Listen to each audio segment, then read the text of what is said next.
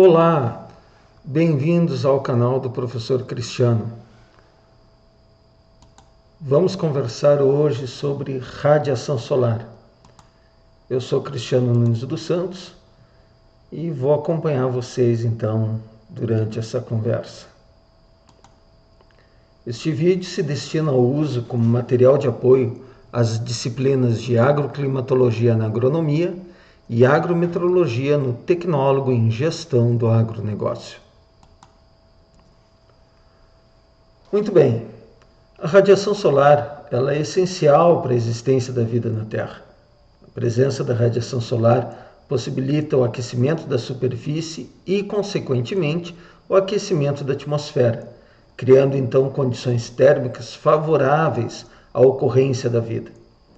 Nesse sentido, a radiação solar também é a fonte de energia necessária para a sustentação da vida no nosso planeta, principalmente através do processo de fotossíntese. O Sol é a principal fonte de energia da superfície terrestre para a realização dos processos físico-químicos. É ele que determina a ocorrência dos fenômenos meteorológicos de interesse agrícola.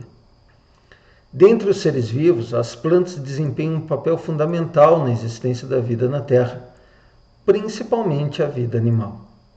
Através dos processos de fotossíntese, as plantas são capazes de transformar a energia luminosa, proveniente da radiação solar, em energia química, formando então compostos orgânicos que vão servir de base para a alimentação dos animais em toda a sua cadeia alimentar. Além disso, a radiação pode ser usada diretamente em uma propriedade rural para a secagem de pequenas quantidades de grãos, frutas, plantas e tanto medicinais como condimentares, feno, lenha, entre outros. Nesse caso, o material a ser secado é exposto diretamente à radiação, que determina a evaporação da água deste material, deixando em condições de ser armazenado. A energia proveniente da radiação solar também pode ser utilizada no aquecimento de água, através da utilização dos coletores solares. Ainda, a radiação solar tem outros aspectos biológicos importantes, além da fotossíntese. Por exemplo, a resposta fotoperiódica de plantas e animais, assim como a formação de vitamina D, que está associada à absorção de cálcio, elemento essencial na formação de ossos e dentes. Pode ser também um agente causador de mutação, tanto em animais como em vegetais, principalmente pela absorção de radiação ultravioleta. Por ser altamente energética, a radiação ultravioleta também possui efeito bactericida, determinando a asepsia de utensílios expostos ao sol. Além de ser fonte indispensável para a vida vegetal e animal, a radiação solar também origina uma série de fenômenos meteorológicos de interesse agrícola. A incidência da radiação determina o aquecimento da superfície terrestre, que, por sua vez, aquece o ar. Ao mesmo tempo, a radiação também fornece energia necessária ao processo de evaporação.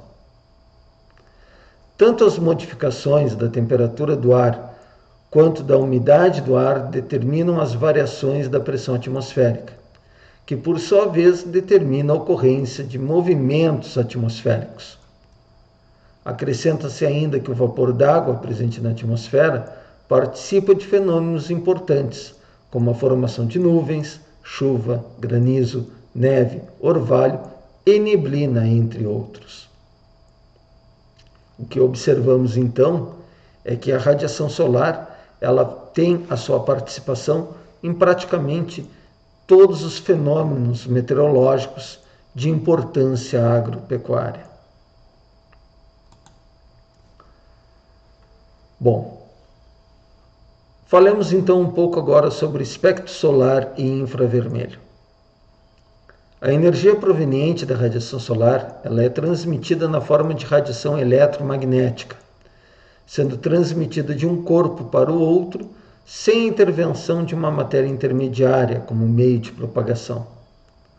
Graças a tal propriedade, a radiação viaja através do espaço, chegando até a Terra. O Sol e a Terra são corpos celestes que emitem energia. A radiação emitida por um corpo encontra-se dentro de um espectro eletromagnético, definido como sendo o conjunto de comprimento de onda emitido por um corpo. O espectro eletromagnético está relacionado à temperatura do corpo. O Sol possui uma temperatura próxima de 5.800 Kelvin e a Terra fica a cerca de 300 Kelvin, mais ou menos 17 graus Celsius. Portanto, a quantidade de energia emitida, bem como sua composição, é muito distinta entre o Sol e a Terra. Em virtude dessas diferenças marcantes de temperatura, o Sol emite radiação nos comprimentos de onda desde 0,2 até 4 nanômetros, denominado de radiação de onda curta, enquanto que a Terra emite mais radiação no comprimento de onda de 4 a 50 micrômetros, denominado de radiação de onda longa, pois ocorre na banda de infravermelho longo. O espectro de emissão do Sol é composto por 3 faixas em função do comprimento de onda, a saber, a faixa ultravioleta, a faixa visível, a radiação infravermelha, e nós temos a faixa de radiação solar visível dividida entre os espectros da luz: o vermelho escuro, o vermelho, o laranja, o amarelo, o verde azulado, o azul e o violeta. Acima do vermelho escuro, nós temos a radiação infravermelha. Abaixo do violeta, nós temos o ultravioleta. O ultravioleta, então, corresponde aos comprimentos de ondas desde 0,2 a 0,4 micrômetros, fazendo próximo de 8% da radiação incidente no topo da atmosfera. É composta de radiação altamente energética, que pode ocasionar queimaduras na pele e mutações, mas ela também é necessária para a síntese de vitamina D. Ela se encontra dividida em 3 subfaixas: o UVA, UVB e UVC. O conteúdo de energia da onda aumenta de UVA para UVC. Portanto, a radiação UVC é a mais prejudicial para a pele das pessoas e animais. A luz visível, ela compreende os comprimentos de onda a partir de 0,4 a 0,7 micrômetros. Compõe cerca de 41% da radiação incidente no topo da atmosfera. Possui efeitos biológicos importantes por proporcionar a visão e ser útil no processo fotossintético. Por essa razão, a radiação dentro da faixa do visível também é conhecida como radiação fotossinteticamente ativa, o RFA. A radiação refletida é captada pela retina e corresponde às cores que identificamos. Isso que explica como funciona a visão. As radiações no comprimento de onda do violeta são as mais energéticas que aquelas do vermelho escuro. E a radiação infravermelha? Compreende então os comprimentos de ondas de 0,7 a 4 micrômetros, corresponde a 44% da radiação incidente no topo da atmosfera. É uma radiação calórica que vai determinar o aquecimento dos corpos. Para evitar um superaquecimento, a maior fração da radiação infravermelha é dissipada através da transpiração em vegetais. Ela é classificada também em 3 subfaixas: o infravermelho próximo, o infravermelho médio e o infravermelho longo. Os comprimentos de onda da radiação infravermelha curta são os mais energéticos do que da infravermelha longa. Na região da radiação infravermelha, a energia emitida pelo Sol concentra-se na região do infravermelho curto, decrescendo a energia no sentido da longa. Bom, como a radiação vai interagir com as superfícies do planeta. Então, quando um faixa de raios solares incide sobre um corpo qualquer, e aqui estamos falando de qualquer composto material, o feixe pode ser parcialmente refletido pela superfície desse corpo, por exemplo, uma árvore, uma folha, parcialmente transmitido e parcialmente absorvido pelo corpo. Da mesma forma, por absorver radiação solar e estar a uma temperatura superior ao zero absoluto, a superfície de qualquer material existente sobre a Terra também está continuamente emitindo energia, porém essa é de ondas longas. A interação da radiação com a superfície de um corpo pode ser caracterizada através de suas propriedades de refletividade, absortividade e transmissividade.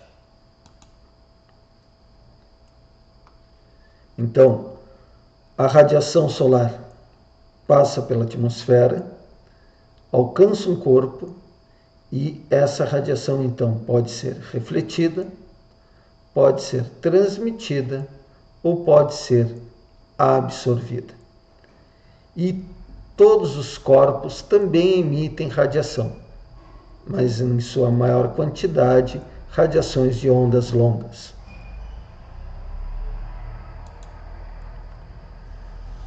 Vamos falar então sobre refletividade, ou albedo de onda curta.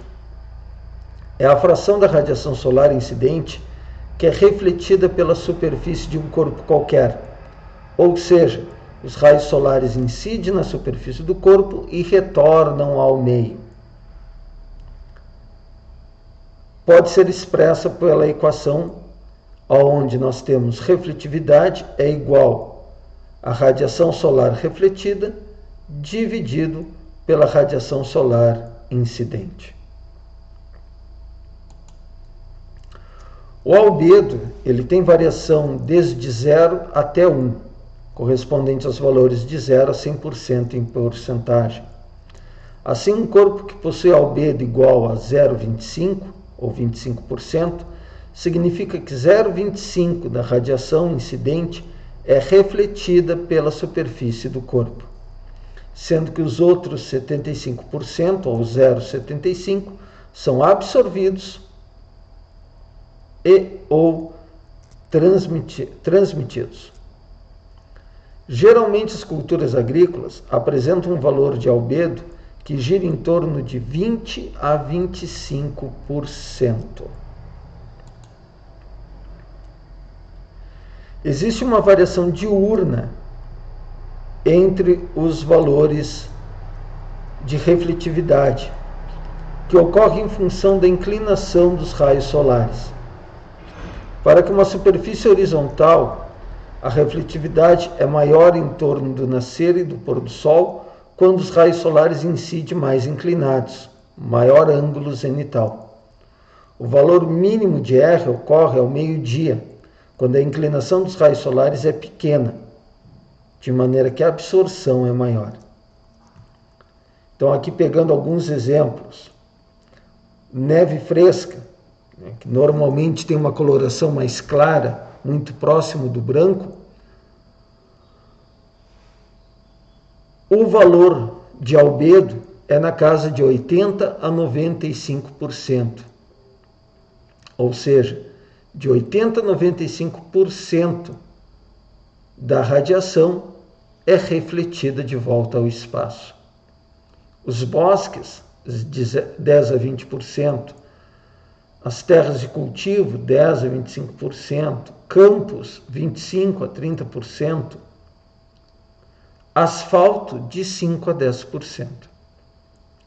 Algumas aplicações práticas do conhecimento do albedo. Por exemplo, a questão de conforto ambiental para animais.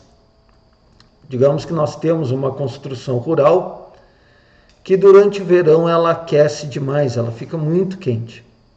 Ao pintar a cobertura dela com uma cor muito clara, por exemplo, com uma cor branca, eu aumento a refletividade da radiação que chega nessa superfície. aumentando a refletividade, ou seja, mais radiação sendo refletida de volta para o espaço, eu diminuo a radiação que está sendo transmitida ou absorvida e transformada em calor, minimizando assim a temperatura no interior do ambiente. Num ponto contrário, no inverno, quero fazer um melhor aquecimento de um galpão. Eu posso pintar o telhado com cores escuras, de maneira que eu diminua a refletividade e aumente a absortividade, garantindo assim um melhor aquecimento no interior da construção. Então aqui um exemplo de aplicação prática do conhecimento de albedo. A absortividade ou poder absortivo de onda curta é a fração da radiação solar incidente que é absorvida pela superfície de um corpo qualquer. Pode ser expressa então como a radiação solar absorvida dividido pela radiação incidente. Assim, um corpo que tem absortividade de 0,6 ou 60%, significa que 60% da radiação incidente na sua superfície está absorvida pelo corpo. Os outros 40% estão sendo transmitidos ou refletidos. A absortividade de uma superfície varia com o comprimento de onda da radiação incidente e a natureza da superfície. Por exemplo, a neve, para a faixa de onda do visível, possui pouca absorção, um albedo elevado, enquanto que na faixa do infravermelho o poder absortivo é mais alto. Em geral, quanto mais escura uma superfície, maior é seu poder absortivo para a radiação solar.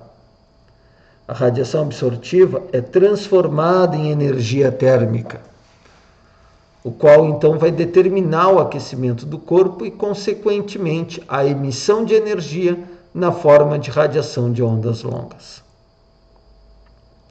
É dessa maneira que a gente tem a questão do aquecimento da atmosfera.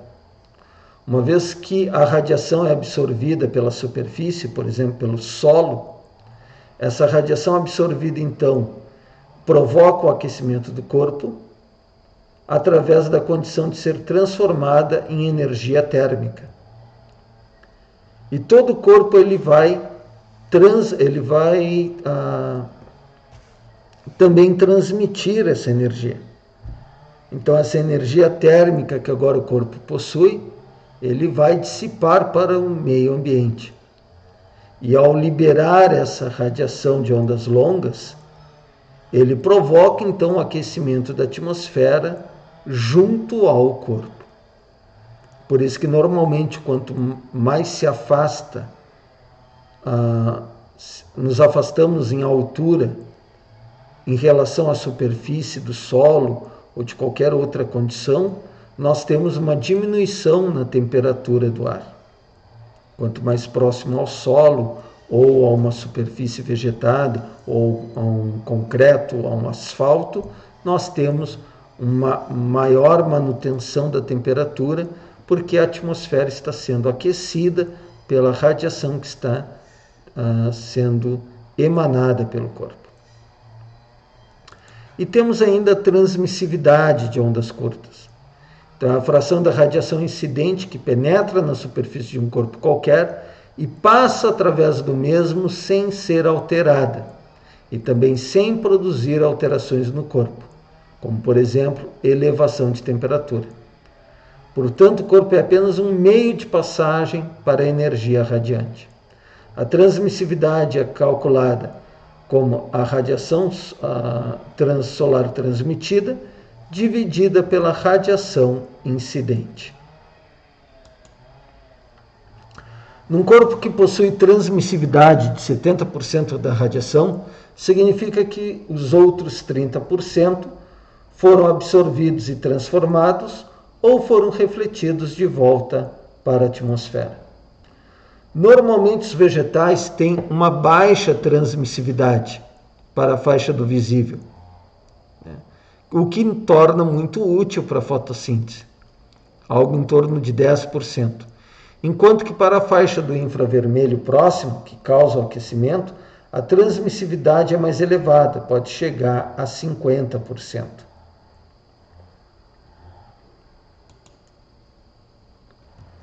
Com isso, então, a magnitude da interação dessa radiação com o corpo vai depender principalmente das características espectrais da radiação, do ângulo de incidência dela, o ângulo zenital, e a natureza do corpo, a constituição do corpo. Isso quer dizer que esses fatores vão interferir tanto na refletividade, quanto na transmissividade e na absortividade. Um exemplo, casas de vegetação que utilizam plásticos ou vidro. Normalmente são materiais que têm uma alta transmissividade e uma baixa absorvividade e refletividade para a radiação incidente, principalmente de ondas curtas. Porém, uma refletividade maior para radiações de ondas longas, radiação térmica. De maneira então que a radiação solar ela passa pelo plástico ou pelo vidro, chega ao solo ou à vegetação, é transformada em calor, aquece a atmosfera, mas não é transmitida de volta para fora da estufa, uma vez que o plástico ou o vidro barram esse tipo de radiação. Tem uma transmissividade menor. Assim, a radiação solar ela pode então ser definida por 3 componentes: a radiação refletida, absorvida ou transmitida.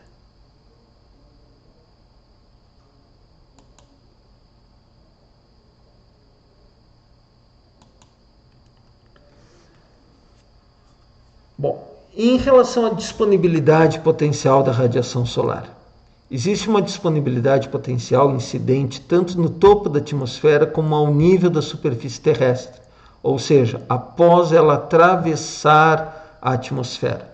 Essa disponibilidade são bem variáveis e depende de vários fatores. Existe um valor médio de radiação solar incidente no topo da atmosfera, que recebe a denominação de constante solar. Porém, a quantidade de radiação solar incidente no topo da atmosfera varia com a latitude e a época do ano. Essa variação é decorrente do movimento de translação, que ocasiona então a alteração da distância Terra-Sol e principalmente modificação do ângulo de incidência. Além disso, a duração do dia também é modificada ao longo do ano pelo movimento de translação da Terra em torno do Sol. Então, a gente pode observar aqui uma tabela de radiação solar incidente no topo da atmosfera, que é mais ou menos constante. Então, se nós observarmos, a média em qualquer latitude do planeta é muito próxima uma da outra. Não teria uma diferença estatística gritante. Em compensação, a radiação solar incidente no topo da atmosfera ao longo do ano, dependendo da latitude, ela muda devido ao movimento de translação e de inclinação do planeta. Então, nós podemos ver que na latitude 0, a radiação solar incidente sobre a atmosfera é mais ou menos igual ao longo de todo o ano. No caso de nós aqui no hemisfério sul, conforme aumenta a latitude, aumenta a radiação nos meses de verão e diminui drasticamente nos meses de inverno. Isso daqui é a radiação no topo da atmosfera. Temos que pensar que essa radiação ela tem que atravessar a atmosfera, que vai haver perda, e ainda para chegar ao solo e ser transformada em radiação térmica, que vai promover um aquecimento da atmosfera. Então, esses valores são importantes para a gente entender por que, conforme a latitude aumenta, as temperaturas, principalmente a disponibilidade solar, modifica-se durante o ano.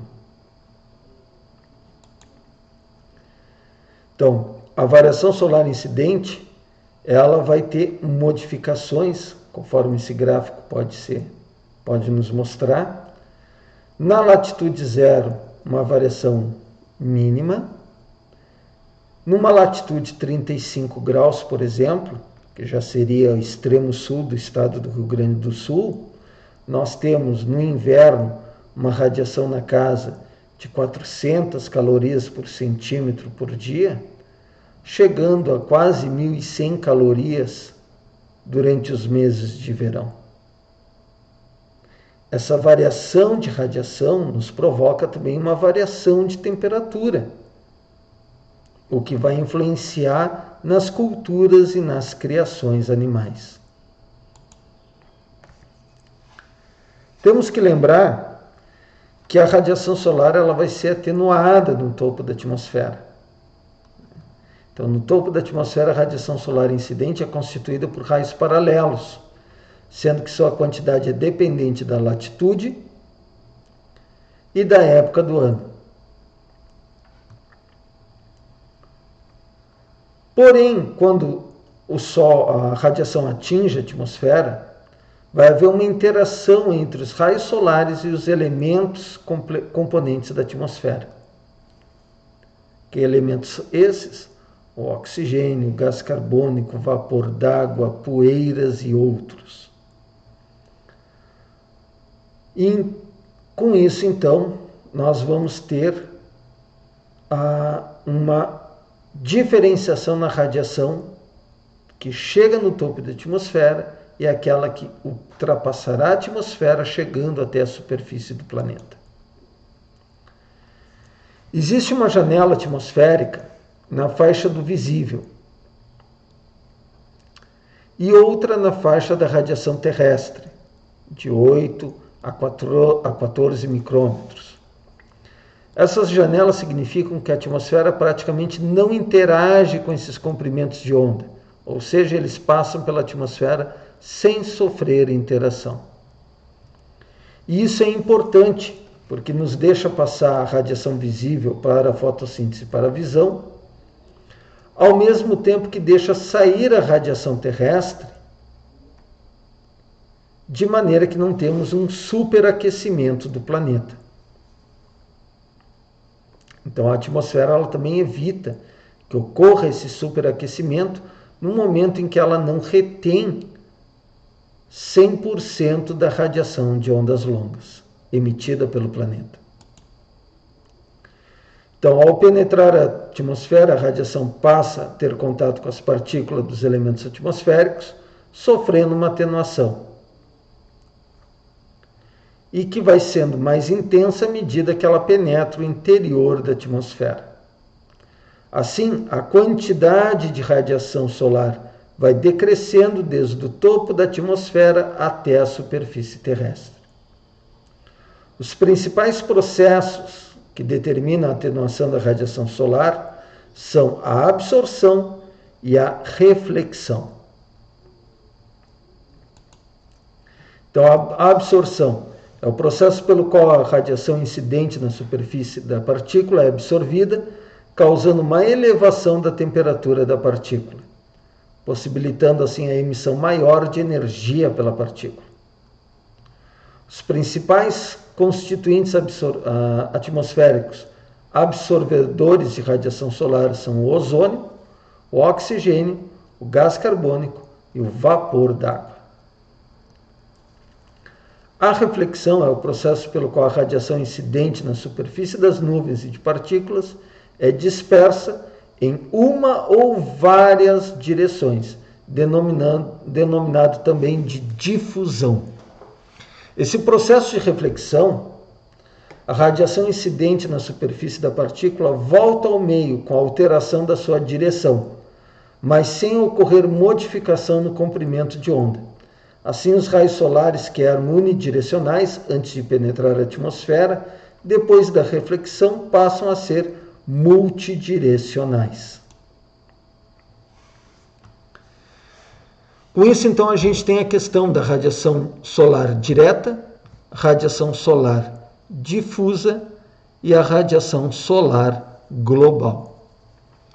A radiação solar direta é a fração da radiação solar que atinge a atmosfera sem interagir, atinge a superfície sem interagir com a atmosfera. Assim, os raios solares continuam sendo unidirecionais. Então, ele ultrapassa a atmosfera, é atenuado, mas ele não perde a sua direção chegando até a superfície terrestre. Em dias sem nebulosidade, cerca de 80% da radiação solar incidente na superfície é constituída de radiação solar direta, ou seja, por raios unidirecionais. Porém, nós temos também a radiação solar difusa, que é aquela fração da radiação solar que atinge a superfície depois de interagir com a atmosfera. Dessa forma, os raios solares têm a sua direção alterada e chegam à superfície em várias direções. Em dias com muita nebulosidade, predomina a radiação solar difusa, sendo que cerca de 80% a 90% da radiação solar incidente na superfície é constituída por raios multidirecionais. É por isso que mesmo num dia nebuloso, com chuva forte, por exemplo, nós não chegamos a ter uma escuridão total, porque a radiação ela vai chegar na atmosfera, ela vai interagir com a nebulosidade e parte dessa radiação vai ser refletida pelas nuvens.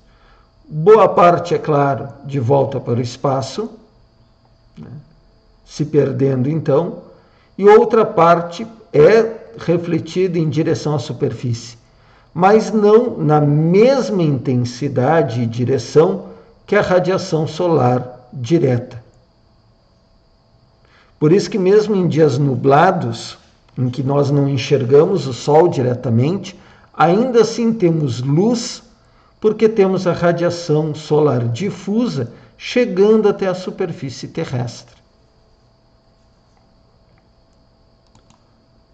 Com isso, então, nós temos a radiação solar global, que representa toda a radiação solar que atinge a superfície do solo.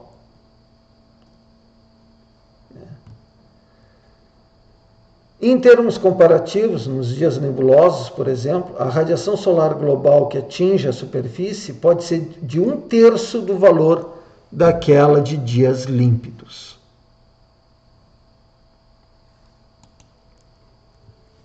Bom, insolação real ou brilho solar. Então, o tempo total diário de brilho solar direto se denomina insolação. Então, ele representa o número de horas em que os raios solares diretos, né, aqueles que estão a radiação solar direta, conseguem incidir na superfície. A sua unidade de medida, então, é dada em horas e décimos de hora.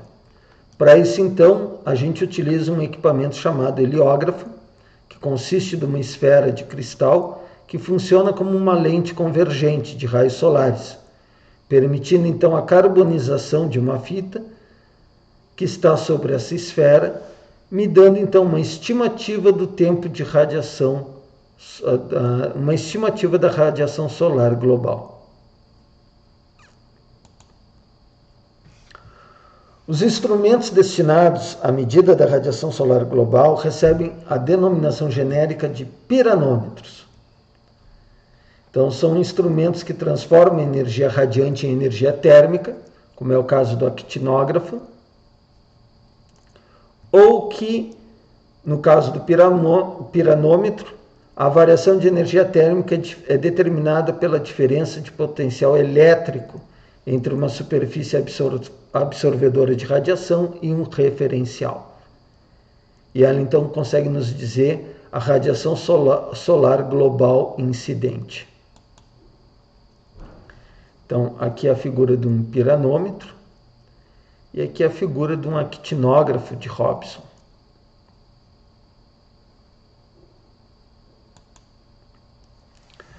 Com isso, então, podemos falar um pouquinho sobre balanço de radiação. Então, o balanço de radiação, ou balanço global de radiação, ele vai contabilizar as entradas e saídas de radiação em uma superfície.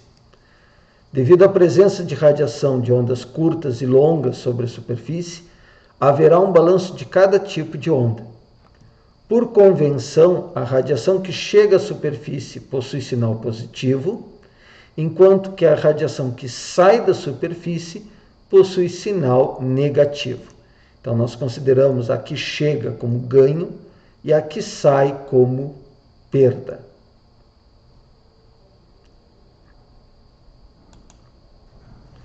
O balanço de radiação, então, pode ser estudado em duas condições: o balanço de ondas curtas e o balanço de ondas longas.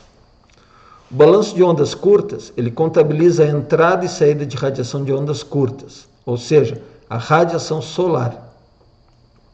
Então, o balanço de radiação de ondas curtas é representado pela equação da radiação incidente multiplicado por 1 menos a refletividade.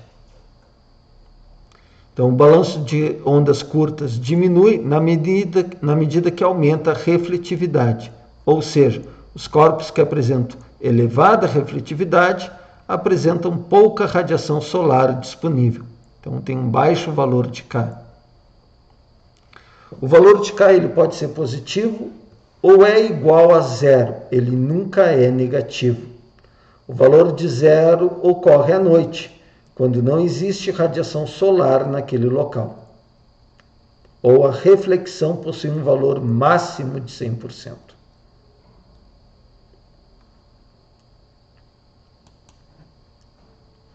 A radiação de ondas longas, ela contabiliza a entrada e saída de radiação infravermelha emitida pelos corpos da atmosfera e superfície terrestre. Então, o balanço de radiação de ondas longas, também denominado de saldo de radiação de ondas longas, é representado pela equação. Balanço de radiação é igual ondas longas de entrada menos ondas longas de saída. Então, nós temos a radiação que está sendo emitida pela superfície, pelo planeta.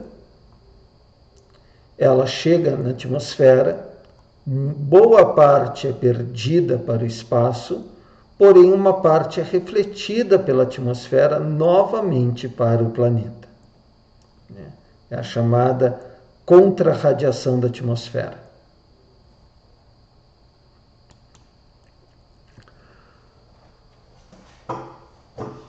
Com isso, então, a gente vai contabilizar a entrada e a saída da radiação de ondas longas que está sendo emitida.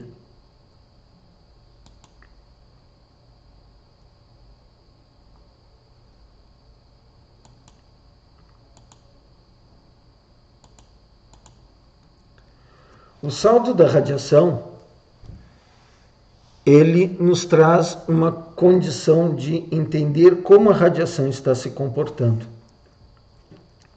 Então, ele representa a quantidade de radiação de ondas curtas e longas que resta sobre a superfície depois de contabilizada a entrada e a saída de radiação, tanto de onda curta, solar, como de onda longa, terrestre. Então, o saldo da radiação ele é representado pelo somatório entre o balanço de ondas curtas, K, e ondas longas, L, dado pela equação, então, Q é igual a K mais L.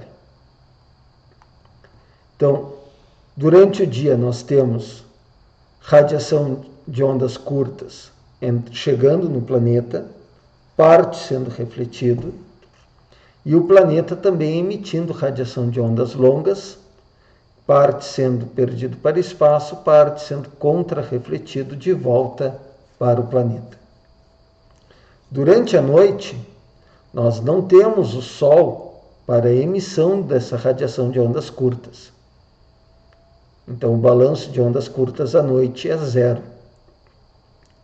Porém, o planeta continua emitindo radiação. parte se perdendo para a atmosfera, para o espaço, parte sendo refletido de volta para o planeta. Essa condição do quanto que é refletido de volta para o planeta durante a noite, ou durante o dia, está muito ligado à condição de nebulosidade da atmosfera. Quanto mais nebulosa a atmosfera estiver, maior é a quantidade de contrarradiação sendo devolvida para a superfície. Quanto mais limpo está o céu, popularmente falando, maior é a quantidade de radiação que se perde durante a noite para o espaço.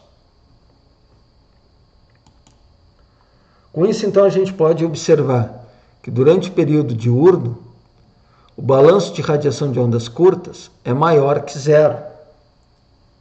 Chega radiação solar. E o balanço de radiação de ondas longas, ele é menor que zero. Lembre que tudo que está saindo recebe sinal negativo. Então, sai muito mais radiação terrestre do que é mantida.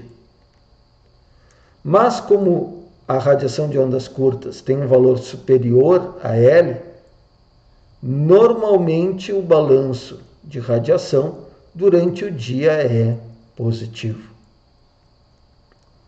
No período noturno, as ondas curtas são zero. Não tem incidência de radiação solar. E as ondas longas continua sendo menor que zero, continua sendo negativo, porque ainda está saindo radiação terrestre. Com isso, então, o balanço de radiação durante a noite é negativo.